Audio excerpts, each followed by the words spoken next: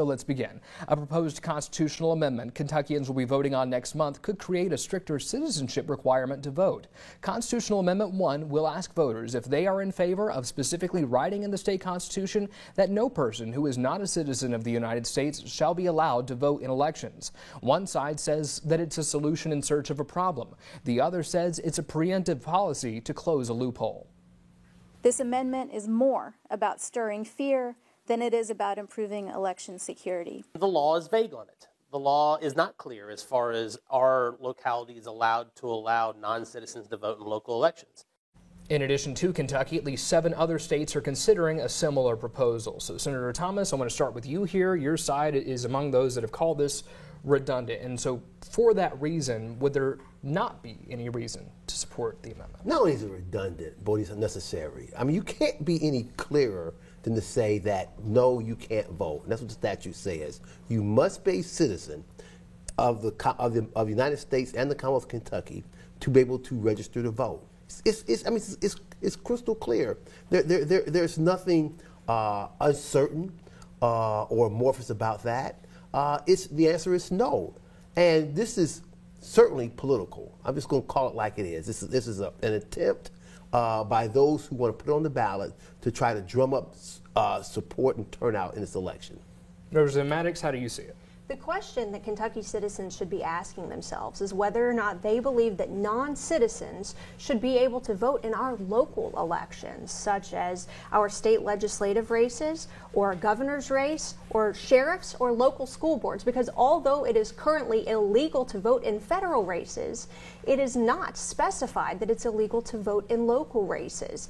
And currently there are 18 municipalities across the United States where non-citizens are voting, and we need to put a stop to that loophole in the Commonwealth. None in Kentucky, Bodie.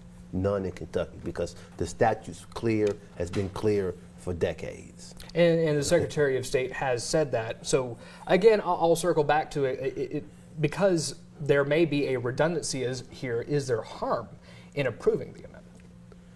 Bodie, if you don't need an amendment, if you already have a law that's crystal clear that something can't happen, then what you do is you create confusion by having it put on the ballot to vote on it again. Again, I tell you, it's the only reason it's on there, Bodie, is to try to drum up support and turn out this election for political purposes, because it's already clear that non-citizens in Kentucky cannot vote, and it's been that way for decades here in this state. I don't think that there's any confusion as to whether or not Kentuckians should be able to cast a vote as to whether or not they want the ability for non-citizens to be able to vote in our elections, because this is currently transpiring in California, Maryland, Vermont, and Washington, D.C., and it is not currently specified that it's against the law in Kentucky in those local elections, and I think that Kentucky citizens should show up and vote in favor of Amendment 1 if they want to make sure that only citizens vote in our elections. Let me repeat. Go ahead. Not in Kentucky. This does not happen in Kentucky. Well, on the confusion point that you make there, I want to ask you, Representative Maddox, do you think by having this on the ballot, does it send any sort of message to people that, or create any kind of doubt in the current security of our elections and non-citizens participating in them? Again, I think the fact that this is currently transpiring in 18 municipalities across the nation speaks to the fact that we need to do everything we can in the Commonwealth of Kentucky to ensure that our elections are secure and that only citizens are voting in those elections, and this is the way that we accomplish that, by voting for Amendment 1. I have a question for Representative Maddox. Do you believe that the November 5th elections and the voting results thereof will be free and fair, and that they should be certified after Election Day?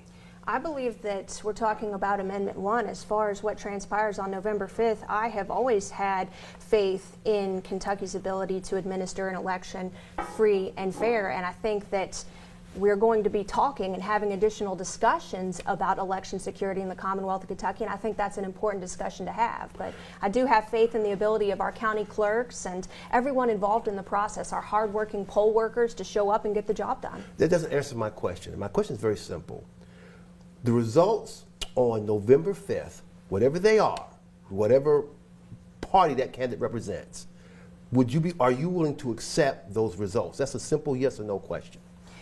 I serve in the Commonwealth of Kentucky, and I can speak to the fact that we've not had any problem certifying the results of elections in the Commonwealth of Kentucky. And we'll have the opportunity to get more into election security itself in our next segment, specifically within the Commonwealth. As we wrap up here, because I think we got about 30 seconds left in this segment, the other side, the side that's opposed to this amendment, has put out that it could be considered xenophobic or send the wrong message to naturalized citizens. They could be intimidated. What do you think about that? I think there's merit in that, yes. I saw you had Representative Nina Kulkarni making that statement. I think there's merit to that because, again, the constitutional amendment is unnecessary. Non-citizens can't register to vote here in Kentucky, cannot vote in Kentucky. We don't have that problem here in Kentucky. Last word from you, Representative Maddox. I don't think there's anything even remotely xenophobic about expecting that only United States citizens should vote in our elections, be it a federal election or a local election. All right. Thank you both so much.